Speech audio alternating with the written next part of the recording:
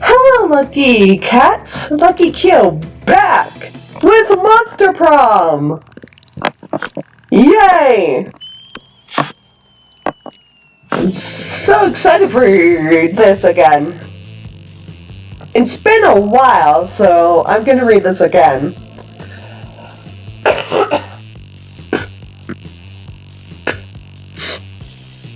Once I clear my throat, there's a lot of mucus happening.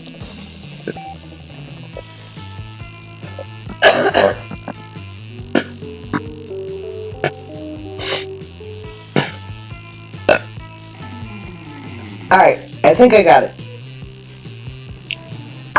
Spooky high school, the sweetest years of our lives. Back then, we were young and unafraid.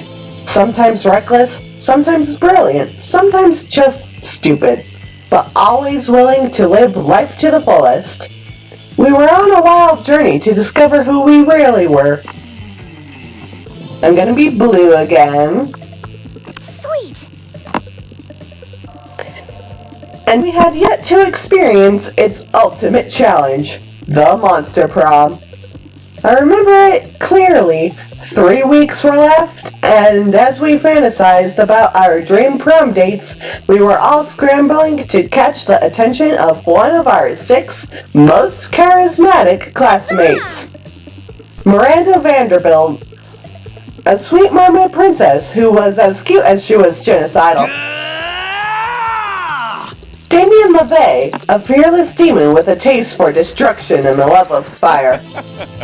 Scot Howell, a werewolf athlete who compensated for his rather small brain with his stupidly huge heart. Liam de Lioncourt, a hipster vampire whose standoffish demeanor hid that he was truly a lovable dork. Yay! Polly Geist, a party ghost with an insatiable hunger for all the wrong things. And Vera Oberlin, a mean self-made gorgon with a merciless sense of business. It was clear it had to be one of them. But who? We only had 3 weeks to choose our prom date, and even more daunting, we only had 3 weeks to woo them and conquer their heart. But as I already said, we were young and unafraid, and we were ready to start. Welcome to Monster Prom's stupidest pop quiz ever. All minds are rotten, but they are rotten in so many different ways. Worry no more. We're now using our PhD in bullshit to diagnose which kind of deviant sicko you are. Monster Prom's stupidest pop quiz ever, TM. We'll throw a bunch of absurd questions at you and turn your answers into your character's stats. This way, each of you will start by having stats that better reflect your true selves. Let's start. You wish you were raised by a really progressive marriage between a kick-ass venomous snake and actual fire. I love fire, and I see no issue being raised by it. A mysterious old man who saved me from the streets in order to raise me as his disciple in the ancient ways of Brad DJing. A pack of wild wolves who also happen to teach moguls who own some of the most profitable companies of Silicon Valley. They would be kick-ass role models and wild wolves. Sick. A mysterious old man. School is outdated and lame. We need a new school subject ASAP. How to correctly punch a crocodile without terrible consequences. Critical thought. I mean, damn, this country could really use a subject like that in schools. Turning people into your puppets through emotional warfare and deception 101. Critical thought. The world will end tomorrow. What will you do today? Fill a party as if there was tomorrow. As if there were no tomorrow. So who cares? I'll finish my novel. Whoever comes after the end should know my legacy. It's okay. We invented the apocalypse to take care of the overpopulation of commoners. Nobody ends the world but me. I'll end the world today. They always tell you the world is ending. Or on other people's hysteria. 100 push-ups. No. 200 push-ups. Because I want to go for Scott this time.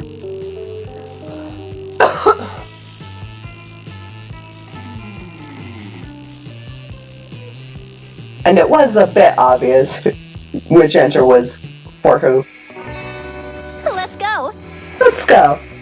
I definitely need some boldness and some charm.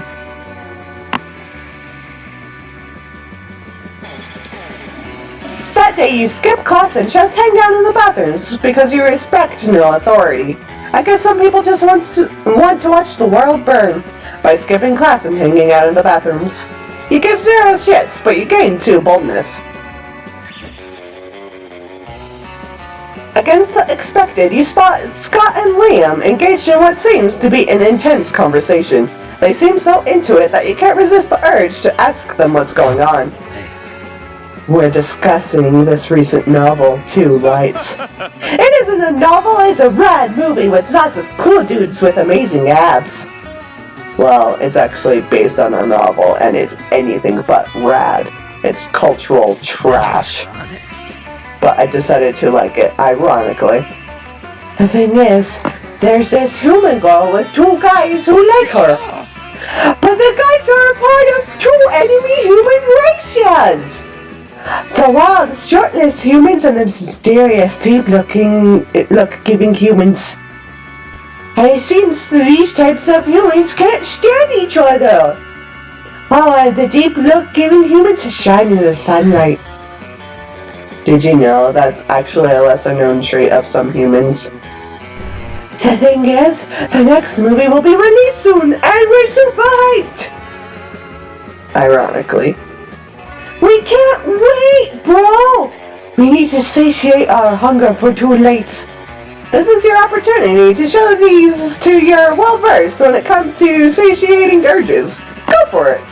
Let's cosplay. Let's go shirtless. We should write a nuanced play based on it. Totally not fanfic. Let's cosplay. Awesome, bro. Whoa, that's awesome. But who should be who? I mean, the shirtless one turns into wolves, which is kind of a relatable thing for me, you know? I mean if it means showing my bod. Well, I'm kind of an expert when it comes to staring mysteriously at people. Touchdown! Yeah, perfect team play. And I can lend you some glitter. I have tons of it for when I make cheering signs. It seems that if you ask politely, you can get anyone to go shirtless. Who knows? You might end up being a true 2 Lights fan. You gain 2 charm and 1 boldness.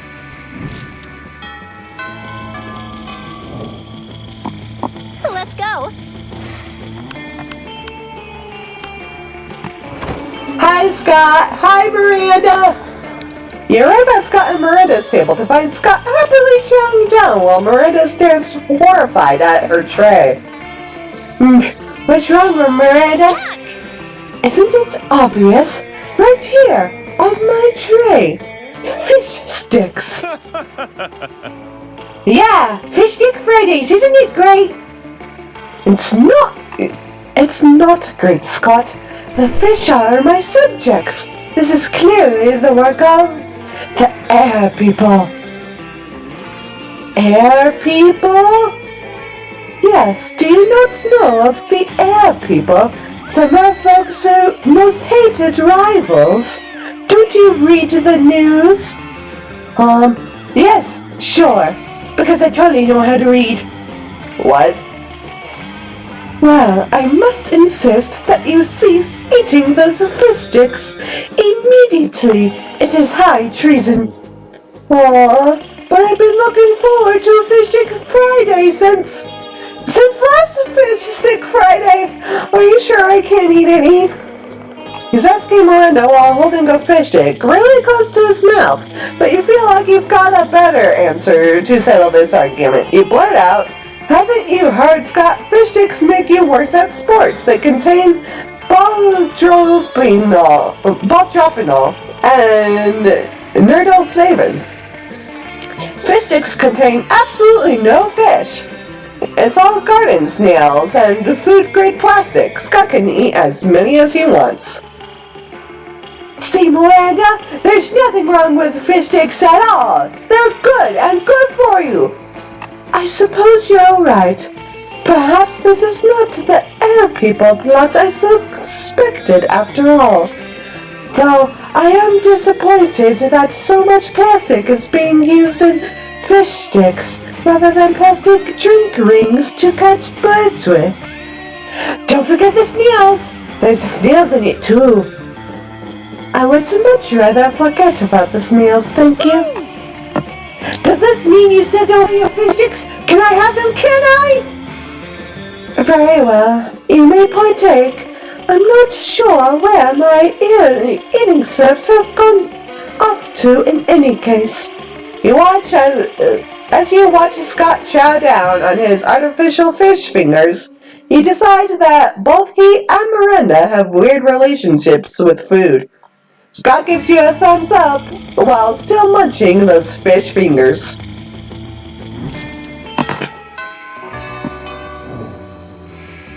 Let's go. Glad I can help.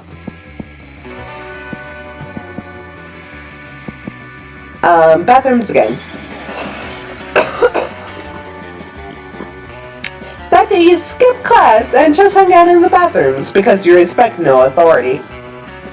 While in the bathrooms, you tell yourself in the mirror that you're so bold you would kill a tiny big-eyed turtle with your bare hands. The monstrous act would instantly give you 500 boldness. But come on, you're just talking to yourself in the mirror. What's the merit in that? You know what? You can keep 2 boldness anyway for saying that to yourself out loud. You notice Liam and Scott having a discussion. Scott looks confused and Liam looks bored, which means they're probably having an argument. Lame. Look, not that I care, but aspiring to be a professional sports star is both impractical and passé. Wait, you don't care? But you walked all the way over here just to tell me that. Plus, don't you want to be like a professional magnetic ibuprofen? Mimetic influencer. Try to keep up. But how does one of those guys earn money? Mimetic influencers don't earn money, Scott. We earn cultural capital. Oh, okay. How much cultural capital does a sandwich cost? I can see that I'm not getting through to you. Hey, you. Could you explain to this cretin why my career path is objectively the best? Yeah, and also could you explain what a cretin is? It means he wants to be an artist, and artists are important. Who do you think designs all those sports jerseys? Actually, I think sports is the best career. I mean, how far can a mimetic influencer throw a football, huh? Not very far. Wait. So, you can't throw a football very far and you don't make money? Those are the 2 things that are best in life! No, Scott, what's best in life is nothing. Life is an endless void of hypocrisy and bad remixes of your favorite songs. But I will admit, by your metrics, my career of choice is technically inferior. I suppose we'll just have to agree to disagree. Awesome, bro. Great! I love agreeing! Scott trots off happily, unaware of the existential crisis he's just caused Liam. He gained 2 charm and 1 creativity.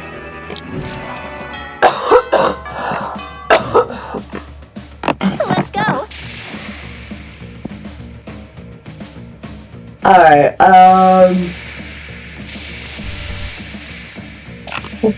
which one was creativity? It was the auditorium. That day while rehearsing for the class play, it's as though the muses themselves have descended to give you figurative oral sex. Your performance is intense and inspiring. It will be remembered for generations, which is pretty rad by high school plays standards. You get into creativity. later you see Scot all but skipping down the corridor, happily, cheerily rattling off some sort of list. Bro. Hi, pal. Oh man, today is the best. I was walking out of class and my tail just started wagging all of a sudden. You know how sometimes your tail just starts wagging and you're not even sure why? I started wondering what my tail might be so happy about, and I realized it's probably just because I'm a werewolf. Because being a werewolf is just about the best thing, right? I mean, if I wasn't a werewolf, I wouldn't even have a tail to wag. But then I started thinking even more, and I realized where everything would probably be pretty good. Where dolphins, where pigs, where weasels, where tanks. I wonder what the absolute best where creature would be. Where vending machines? Where water fountain? Where door? Where window? Where knob? Where floor? Okay, now he's just naming things he can see. He'd better jump in.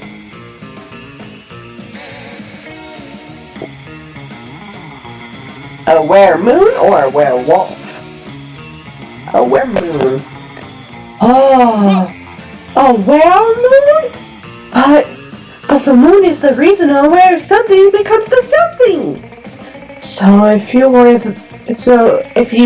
the moon, you'd have the most wear power ever.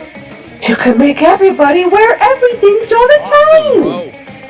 Awesome, Think how happy everyone would be and how much better the world would be. I would love to be the moon. Maybe if I work out extra hard. Okay, you're not sure being the moon comes with those powers, but you're getting to creativity and one smart, so whatever. Let's go. Here. You waltz over to Miranda and Scot's table to find them peering suspiciously into a burger. Secret sauce. Secret sauce. What dread mysteries do you conceal? Whoa. Do you think the secret sauce can talk? Cool! Hey, secret sauce! What are you made out of? No, Scot. My question was rhetorical. Awesome! Mine was loud. Oh, it's no use. We will never discern the active ingredient of this delicious secret sauce. Unless you have an idea, Blue. You're overthinking this, Scot. It's a sauce made of secrets. Oh, of course! Secret sauce! The clue is in the title! But what are the secrets made of? Shh! Miranda! It's a secret! But, shh! Shh! Shh! In an effort to become more mysterious, Scot has you rub secret sauce all over his chest. You're definitely into it.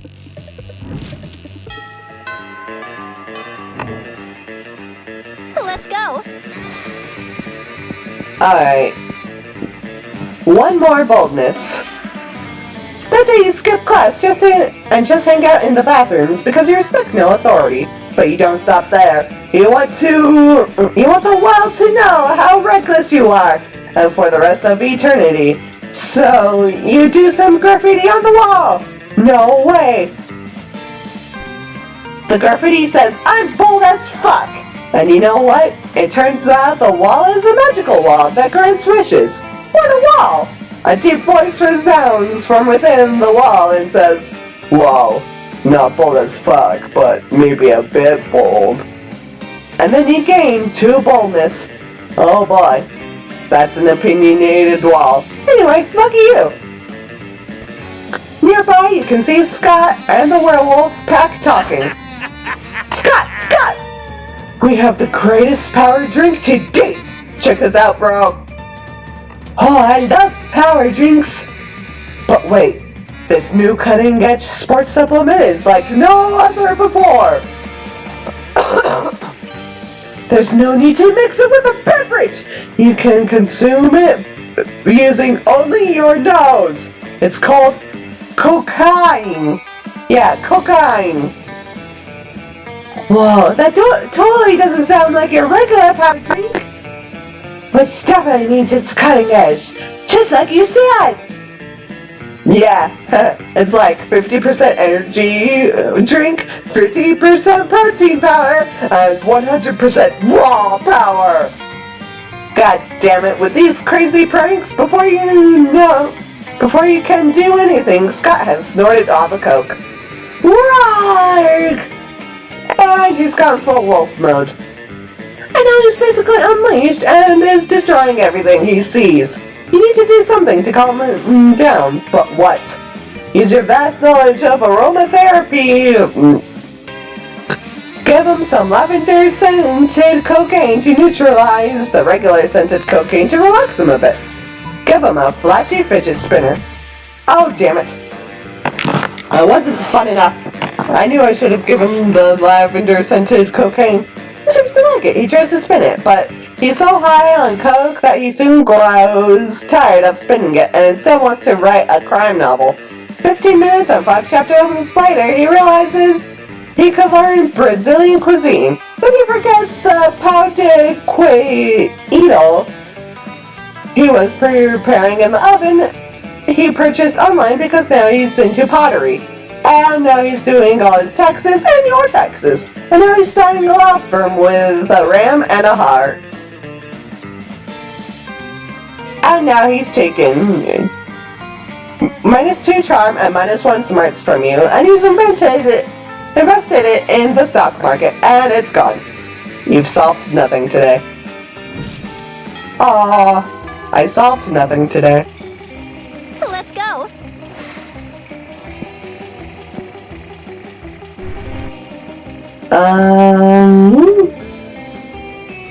Charm, please.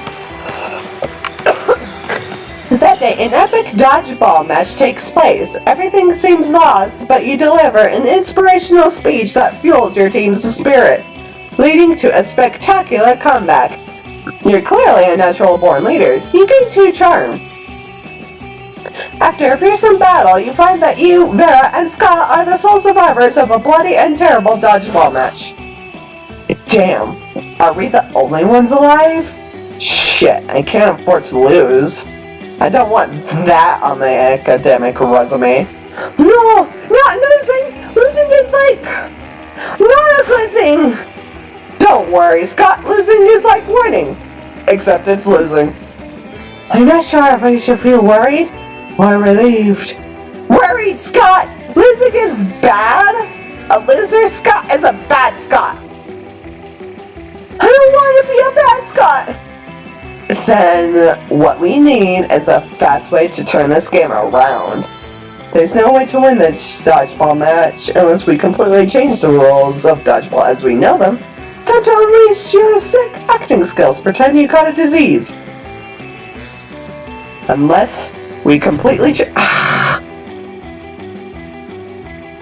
You swiftly flee to the International Ministry of Sports and start a complex legal process. After an absurd whirlwind of legal action and bribery, you finally drastically change the rules of dodgeball. You go back to high school ready to win the match, but you can't find anyone in the gym. Maybe this is because the whole process of changing the rules took you around 4 days. Look who's back, this treacherous scoundrel. Yeah, dude. Not cool. We were outnumbered and you just ran away.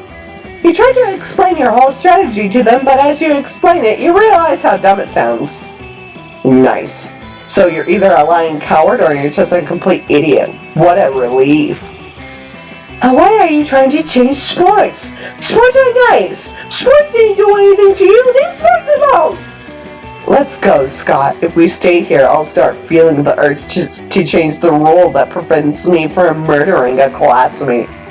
There's actually no rule like that.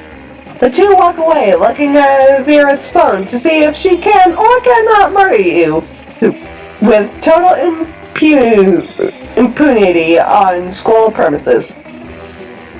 You lose 2 smarts and 1 fun.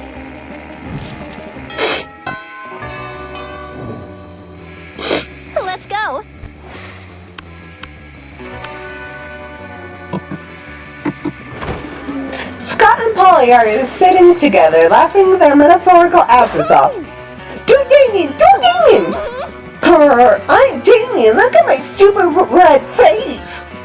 I use the violence to cover up the fact that I've been brought up to review a toxic version of masculinity, which has alienated me from my own child emotions. You sound exactly like him. Okay, you do better. I'm Vera. I'm very smart and my hair is pretty, and all my friends look up to me because I am a strong, independent woman. Scott, I'm not sure you understand how impressions work. I'm Scott, I'm Vera. You can tell because I said my name just now. Okay, what about you, Blair? Got any good impressions? Just one, but it's a real doozy. Look at me, I'm Polly. Look at me, Scott. I did not talk like that. Yeah, you do. You talk like that all the time. Okay, maybe, but why is she running around the cafeteria, rubbing her butt in everyone's lasagna? Because she is twerking, Polly. Don't you recognize twerking when you see it? That's not twerking. Twerking doesn't require driving from table to table in a hot pink golf cart. How's this even an impression of me? Are you saying you don't wish you were driving a hot pink golf cart and putting your butt in people's lasagna right now? Fine! Out of my way! While Polly's busy making love to everyone's lunch trays, you enjoy a quiet meal alone with Scott. So romantic.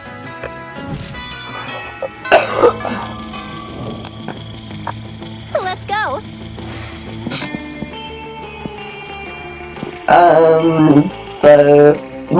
The shop is outdoors, so I'll go to class. That day you listen to your elders and learn valuable lessons. Sometimes after all the monster nonsense and the dating gimmicks, you forget that attending class is supposed to be the primary activity at this high school. You gain 2 smarts. Today, in Monster Math, it's Scott's turn to stand at the board and solve the equations.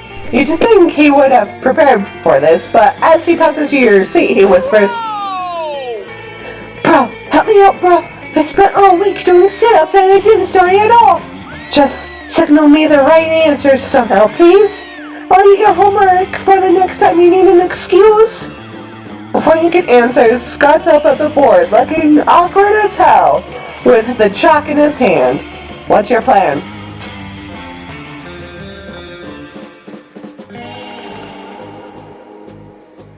Signal Scott using semaphore, read the correct answers no one would suspect. Your butt.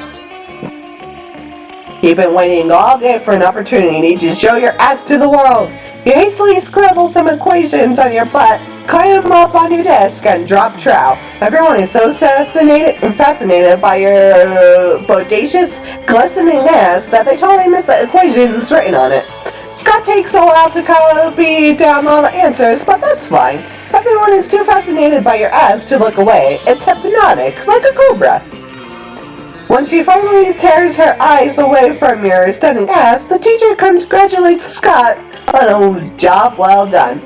Thanks. You could say it was a real come from behind victory.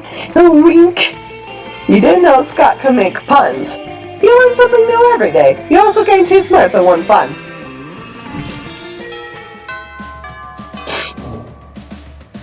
Let's go. Alright. Fun, please. That day during recess, you start a half-hour rave that goes full crazy. You have no idea how it escalates so much, but at one point there are like 300 people. Someone summons demons from a nightmare dimension, but consequences might destroy the fabric of reality itself. But who cares? It's a rad party. You gain 2 fun. You're taking a break with Scott, Damien, and Vera when the whole wolf pack comes storming over. Oh great, it's these boneheads again. I wonder what they want. The pack is here. Hey Scott, what's up, dog? And non-dogs? Eat shit, you fucking flea farm. Whoa, Damien, calm down. These guys are my cousins. Even more important, they're my teammates. Oh yeah? If we're so important, how come we didn't see you at the dog park last full moon? Last full moon? Oh wow, I don't remember. I was at the bowling alley with Damien and Vera, and then I was the next morning and I was naked and covered in blood. Oh yeah, that night was rad. We all wake up naked and covered in blood after a full moon, Scott. But we wake up naked and covered in blood together. You know why? Because we're werewolves. The question is, are you?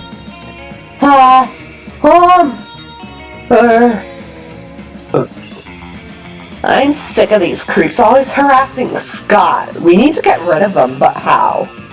Pretend to throw a ball really far away, but actually just hide it behind your back. A fiendish deception. Stack Vera and Damien on your shoulders. Make yourself as big as possible. Pretend to throw a ball, cause I'm pretty smart. With hands as swift as your wits, you snatch up Scott's football, which he always has, obviously, and execute the maneuver. The football! We gotta catch it! Where'd it go? I'll get it! I'll kill it! The wolf pack sprint off in the direction you pretended to throw the ball. Scott starts to chase after them, but Damien stops him. Psst, dude, look over here. We had the ball the whole time. Whoa, what? How did you throw it through a dimensional portal? Yes, we bend the fabric of space and time just so we could give you back your ball. You guys did that for me? Wow, you really are my best friends! Scott lays down to chew happily on his football while you bask in the warmth of your good deed. You gain 2 creativity and 1 charm.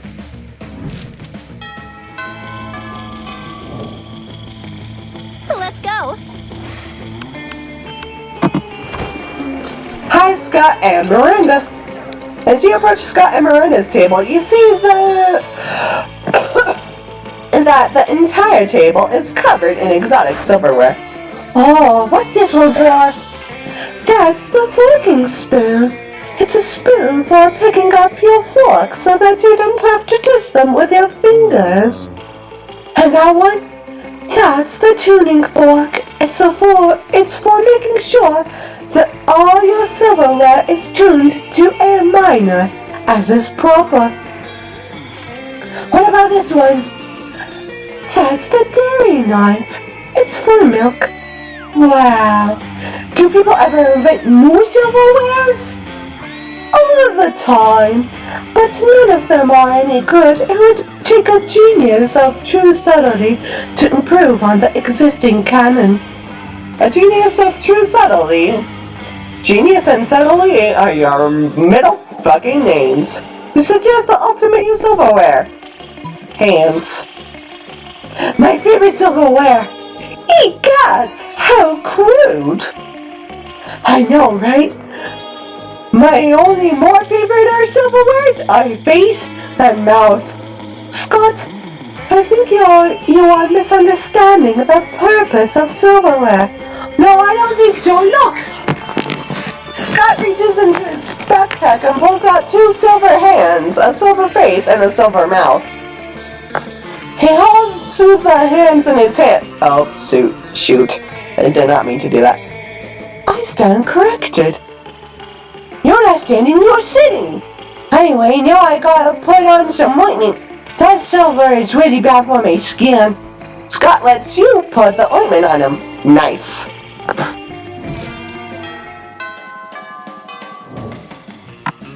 Let's go. I need charm. That day, an epic dodgeball match takes place. Amidst the battle, you spot a fellow player that seems utterly discouraged. She thinks she's not worth anything at dodgeball, and she attempts to throw a ball at herself. You explain to her the many ways you think she's unique and wonderful, while also defending the many pleasures in life. With your help, she's capable of finding reasons to keep playing and gains a sense of self-worth. You gain 1 BFF. Sadly, she's not part of this game, so that beautiful friendship will take place off-screen and to charm. There you are, swiping through potential monster match dates when you spot Scot pacing around and muttering to himself in distress. You can't bear to see someone so adorable in so much pain, so you might as well try to ease it however you can. Oh, hi there, Blue. Do you think I'm adorable? Yes. In fact, you were literally just thinking that. Anyway, the other day I was out in the forest trying to find a quiet place and large branch to do some pull-ups before the big sports game, when suddenly I was approached by all these talking forest animals. They were pretty big for forest animals, but I never seen animals that can talk like that. I mean, other than our werewolves, if you're counting us as animals. And they were just so fuzzy and adorable. But they said they were impressed by my pull-ups and my muscles, and that I was even more adorable. So the nice little forest animals with giant heads made me their king, which was really, really flattering, and I just don't know anything about rooting. I'm not sure if I'm good enough to be a king. Aw, poor Scot. It's up to you to help him rally. Scot, a good king is a strong ruler. Physically strong. If you can do 100 push-ups, you can be a good king for sure. True royalty has been inside you all along. Why else would your eyes be royal blue? My eyes are royal blue? Liam said they were cerulean. But I always knew that wasn't a real word. Clever Liam. He was clearly testing me. So if my eyes are royal blue because I have royalty inside me all this time, does that mean I have like a little blue king or queen inside of me? Is it like my true self? I always suspected that such big muscles couldn't be of this world. So good old Scot is just a mega for the little blue person to fight against evil. I wonder what my royal name could be. Sir Beef Wellington? Lady McBeef? No, Lady McMuscles. I should ask my loyal furries about that. Furries is what I decided to call those giant furry talking forest animals for short. Oh no. Wait a minute. Thanks for helping me get my confidence back, Blue. You should come meet my furry friends sometime. Well, you always wanted to hang out with Scot. Not too sure about these circumstances, but it's better than not hanging out at all. You get too smart, some more fun.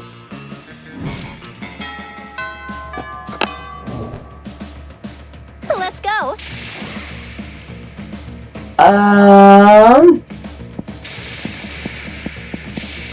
Boldness, please. That day you skip to class, intending to spend the entire term in the bathrooms. But you encounter 3 wild hyenas on your way there. Who the fuck runs security here? Anyway, you subdue them with the help of a hair comb. God bless the monster scouts and all the idiotic scenarios they prepared you for. By the time you get to the bathrooms, you've totally gained 2 boldness. That day you didn't expect to find a fucking wild griffin in the WC. The creature is wrecking everything in a very griffinly manner. You can only assume that this thing's natural habit isn't high school bathrooms. You realize you're not alone in here. Scot and Damien are unsuccessfully trying to contain the situation. No! Damien, I'm starting to think that this maybe wasn't a good idea.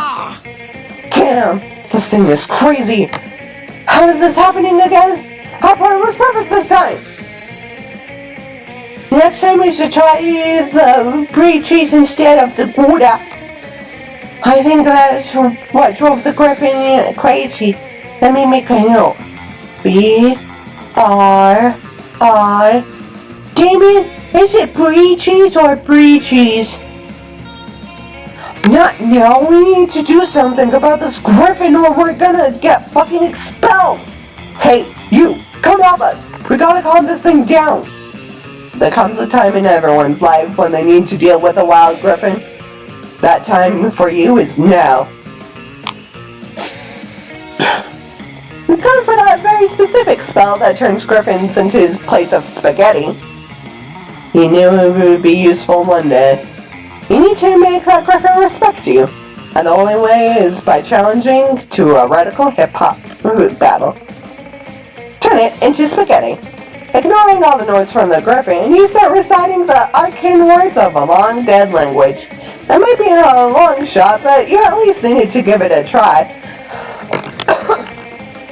A magnificent and mysterious light starts to shine from your hands. You hear an explosion and the bathroom's filled with a purple smoke. Fuck, it actually worked! The griffin is no more, and instead you have in front of you a plate of spaghetti. Good for you, I guess. What the fuck? Did you just turn that griffin into a plate of spaghetti? That's just too radical, dude. You have to teach me that. I'm gonna turn my enemies into all kinds of pasta. You saved our asses. Thanks. And look, Damien, it all happened according to our plan. Look.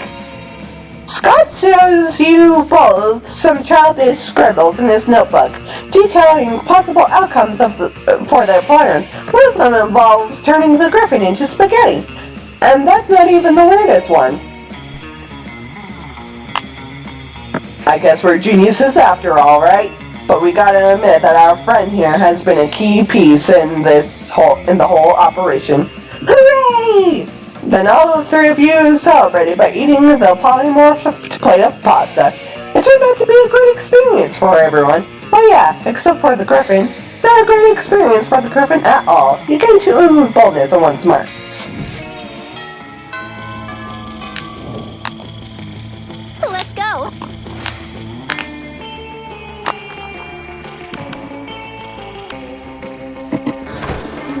You find Liam taking a picture of his food, and Scott taking a picture of also Liam's food? Ha, yes, Scott, snap away. My artistic planing is too magnificent to ignore. Artistic what? I'm playing Pokemon Skull, the mobile version of the Hair Pocket Humans video game. What do Pocket Mans have to do with my food pick? There's a level 43 Bernard Hansen hanging out in the middle of your plate. Here, take a look.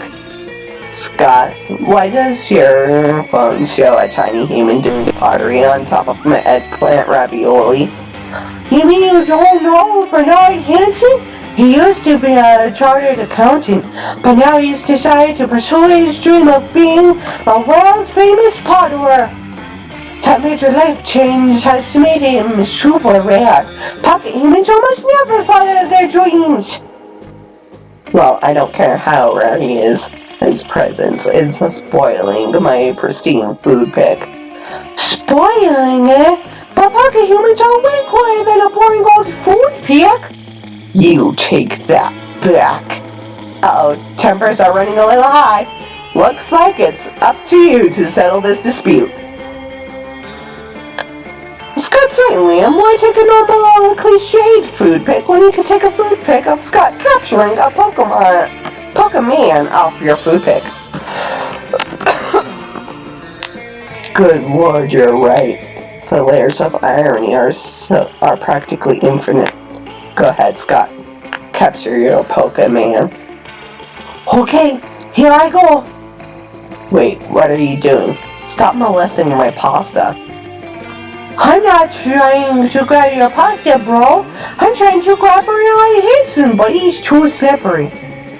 You imbecile. Bernard Hansen isn't actually on top of my pasta.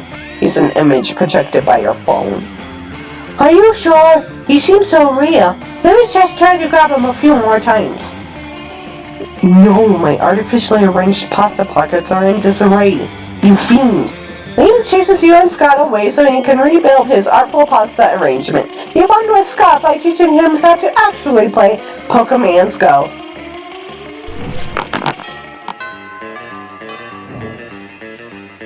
Let's go. Some fun, please. That day during recess, you start a half-hour rave that goes full crazy. You're talking to Juan, the small magical Latino cat, when he tells you that you won't ever be as fun as Bob the scary clown. You accept the challenge. You go straight to Bob, stab him several times, open his bleeding chest, and eat some of his guts in order to consume his fun. Really? Do you think that's how this works? Well, it is. You gain 2 fun from poor Bob. You're practicing your very best monster mash when you hear the sounds of an argument, which is so strange in these sacred hallowed halls of education. Well, JK, you can imagine. Blue! They made me their king, and they deserve the bestest, most wonderful king they'll ever watch. And I'm gonna work as hard as I can to be that king, no matter what it takes. Scott, you realize they're not cute little baby animals in need of a king, right? They're furries. I know they're furry, Vera. I'm the one who told you that. No, Scott, they're furries. It's a kink. Yes, Vera, there are many kinks in my clan. That's why I need to work them out to be the best ruler.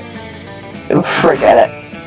Excuse me, did you say you need help being a good ruler?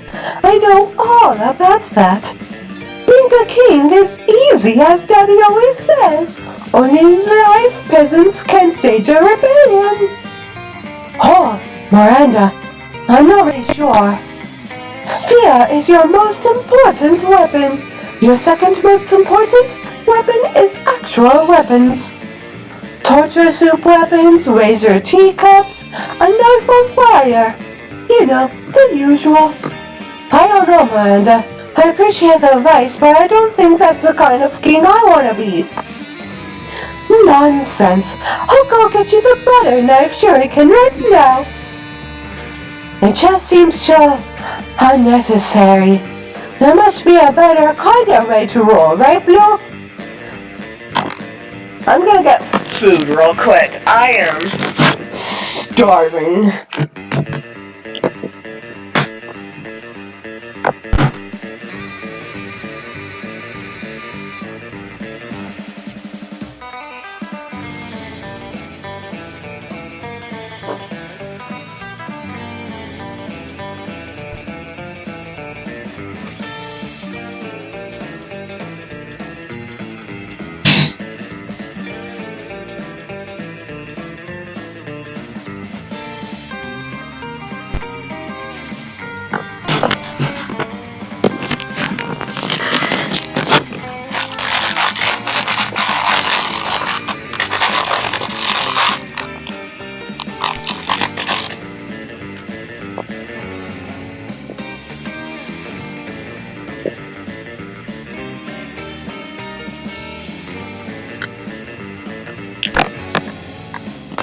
I want them to have a happy time under Scott the Force. They've been so nice to me. They written me beautiful songs, which are about my adventures, but most of them are the sort of things I definitely have not done. And they made amazing drawings of me, which are very, very generous in their proportions. I just think they deserve the best leader.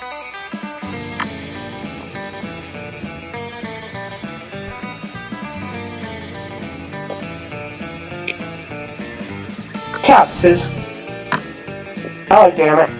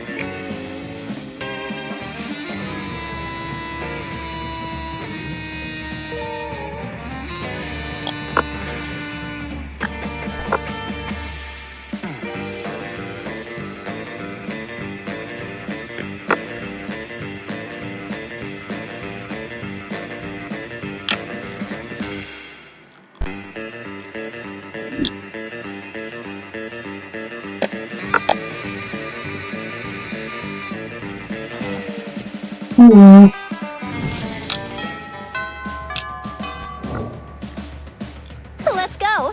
Well, I know who's not taking me to prom today.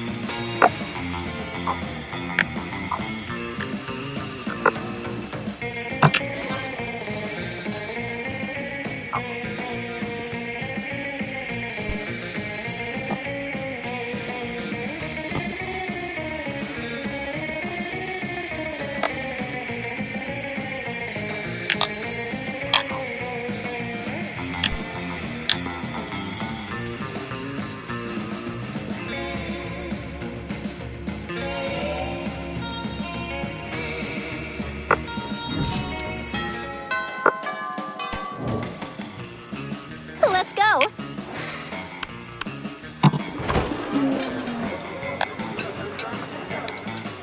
Hey, bro.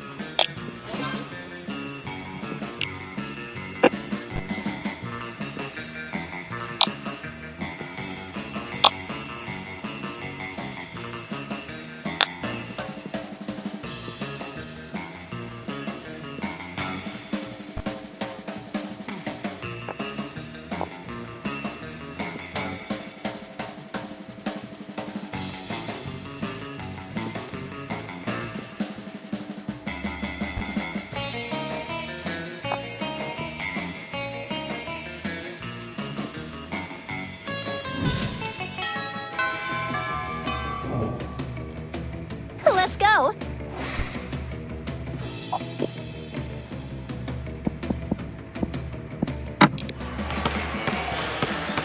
Alright, now that I'm done eating, the dynamic dodgeball match takes place.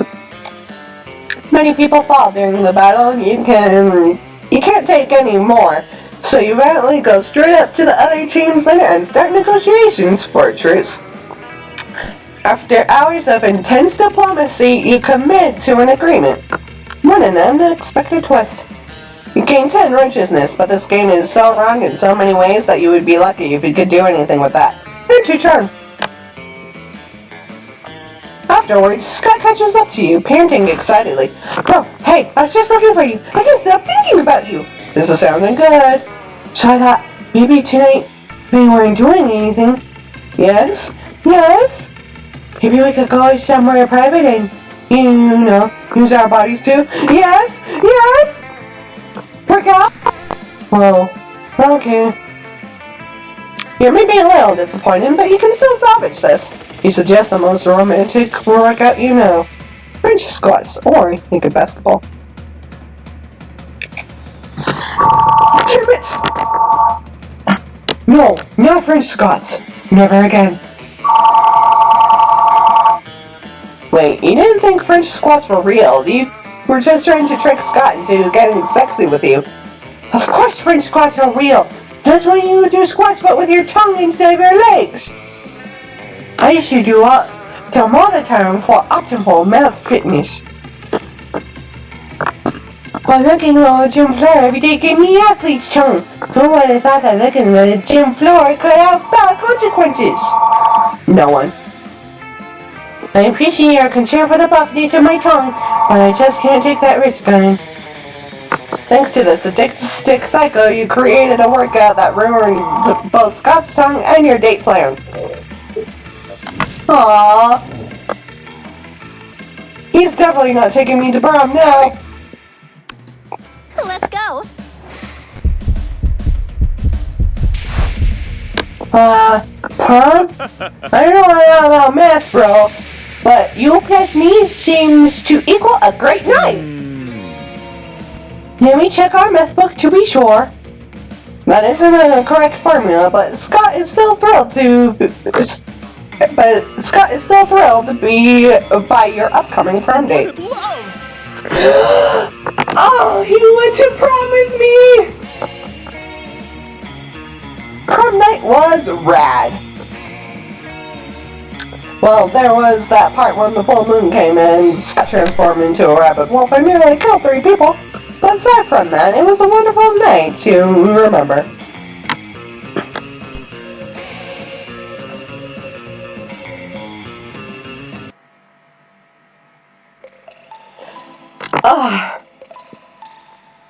Those 3 weeks were maybe the most epic and absurd weeks of our lives. After Monster Prom, we kept on living our lives, falling in love, battling for friendship, and learning who we were and who we could be.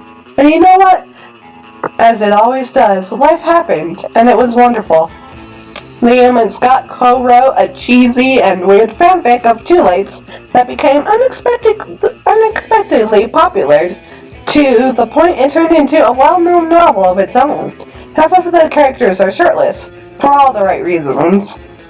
Polly's drug cooking skills proved to be useful, and she became a chemist for the pharmaceutical industry. Yet on her free time, she still cooks drugs. Her greatest inventions so far are watermelon-flavored ecstasy and a thing called Alice Dope. Vera kept being fierce, strong, and stunning. Some haters once said adult life would put that mean bitch in her place, but you know what? Vera ended up making adult life her little bitch. During those 3 weeks, Monster Prom seemed bigger than life, and then it was gone, just like that. The battle for Monster Prom might have ended then, but there were lots of battles left in that war called youth. But once again, we were young and unafraid, and we were ready to start.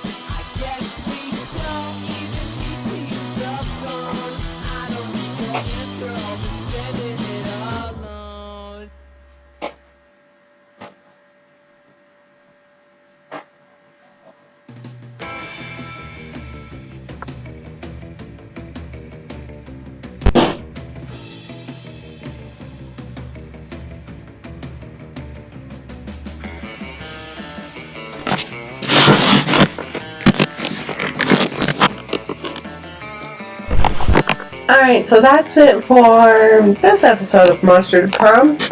Be sure to tune in next time when I try to woo Vera. Stay lucky.